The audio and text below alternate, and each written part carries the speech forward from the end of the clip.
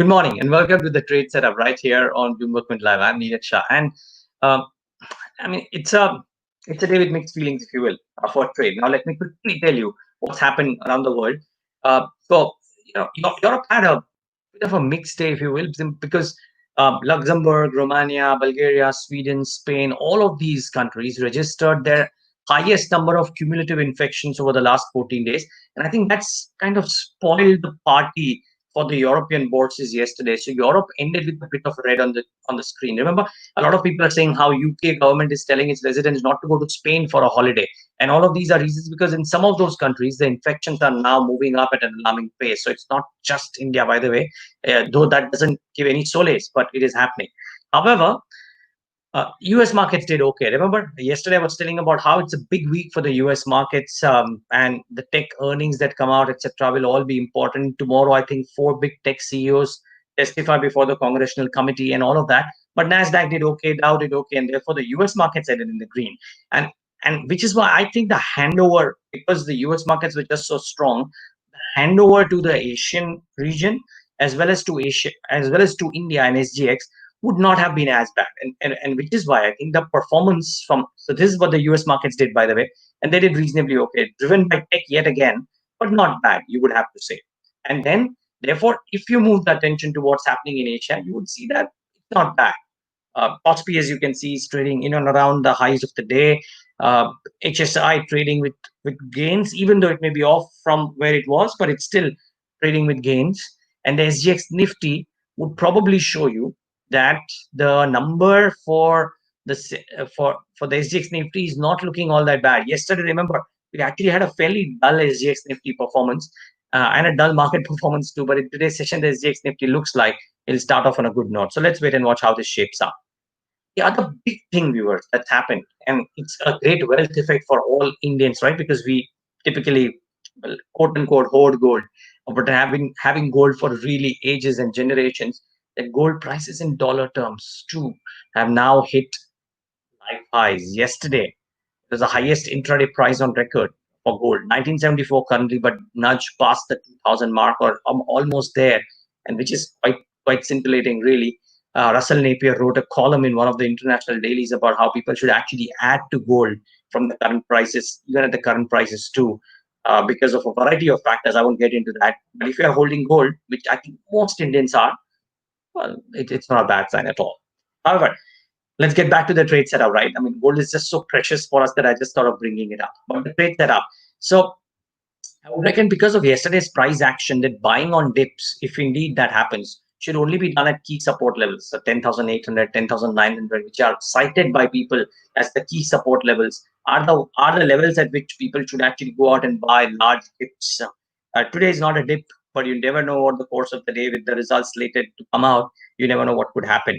I think I think Reliance and Nifty IT are seen as the key supports for the indices, right? Reliance is on a trajectory of its own, even though a lot of brokerages, Edelweiss, CLSA, etc., have all kind of cut the target prices a notch for Reliance Industries today. So be mindful of that.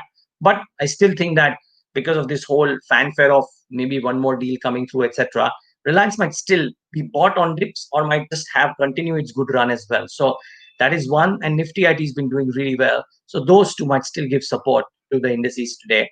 The bank Nifty is starting to weaken, and I would reckon that HDFC Bank is the key to support for the bank Nifty. So if yesterday's fall on account of the sale that was done by Aditya Puri gets absorbed in, and then people start buying HDFC Bank again because of the performance, you might see the bank Nifty have some support. Yesterday, HDFC Bank and ICICI Bank both came off. I don't quite have a handle on ICICI Bank and what it does today, but if HDFC Bank sees some stability, it might be a bit of a support for the bank Nifty, so do watch out for that.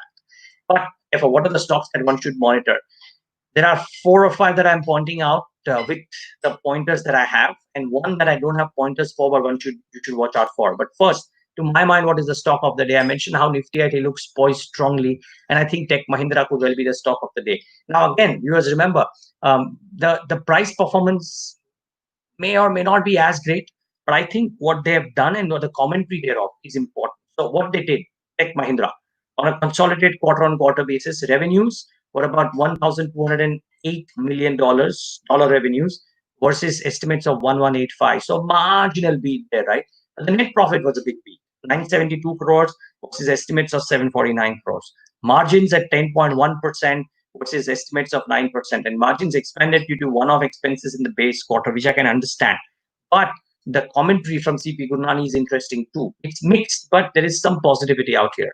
So what he said, and I quote, that our deal pipeline is the strongest it has been in the last 3 years. But in our experience, in time of uncertainty, deal closures also take much longer. Therefore, the way I read it is that the order flow is coming through. However, in the near term, could there be challenges in closing some of the order wins? Yes, maybe. But the commentary, to my mind, still is a lot more positive than negative. The performance is a lot more positive than negative.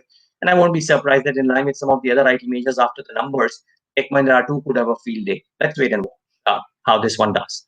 Other stocks to watch, Bharat Electronics. I thought very interesting numbers simply because the expectations were just so low that even though the quarter was weak, it was much better than estimates. And as much as I like to think that estimates don't matter in the quarter, I've seen that stocks are reacting compared to estimates, and which is why that is important. So revenue at 1670 crores versus estimates of 1488. Net profit at 54 crores versus estimates of a net loss. EBITDA 146 crores, estimated of an EBITDA loss. Order book at 53,000. Frankly, compared to estimates, there's not a single fault that BEL has done, which is why Jefferies also in its report has gone out and said that this is a fabulous performance. So do watch out for Bharat Electronics in the session today. Pfizer, inline performance, but I thought there was slight improvement on the operational front. So net profit up about 10.4%, EBITDA up about 12%. Margins have done really well. I mean, 36% versus 30.5%, but they've improved due to lower other expenses. But just look at that improvement of margins for Pfizer. And that's quite heartening, really. So you never know. There could well be a reaction on Pfizer as well in the session today. I'd be interested in seeing what the brokerage stocks do. Yesterday they had a slam dunk, right? ICICI was down 10%, 5paisa was down 5%, Motilal was down 4%. Multiple factors, including the trading rules being tweaked, as well as the direct market access norms that were spoken about by a news platform yesterday. And therefore, watch out for all of these three names. They could well be the key names to monitor in today's session as well on the downside. Uh, Maybe there's some bottom buying as well because largely the number of clients and the earnings have moved up, but there is a bit of an issue out here. So let's wait and watch if these stocks react negatively. Last but not the least, I don't quite have the lines for this, but Apollo Tricoat. It's a stock that came out with numbers. And the reason why I think it is important, aside of the fact that on a YOY basis, it just reported some stellar numbers because it has made enhanced capacities and acquisition, etc. And therefore, the numbers may not be comparable. But look at the comment reviews. I'll read out from the presentation. Their commentary. They have said that there is significant improvement in cash conversion supported by actions on working capital. The net debt declined to 0.4 billion from 1.1 billion. They have said that there was a strong recovery in volumes in May and June, and the capex will entirely be funded from internal cash flows. So it's a set of numbers that was strong. The commentary was stronger. Do watch out for Apollo Tricoat as well. It could well be the other one that should be on your radar. Just before we wrap up, very quickly, what stood out for me was a Morgan Stanley note that they wrote on the European indices. They have said that we see scope for a further 10% outperformance from the EMU, which is the European Monetary Union equities versus global peers, led by the peripheral industries and not the mainstream ones, where they believe there will be a 15% outperformance. Now, Morgan Stanley believes that the decision of recent decision of that stimulus is a game that the European leaders have agreed to is a game changer because it also shows that the European Union is united and will not disintegrate.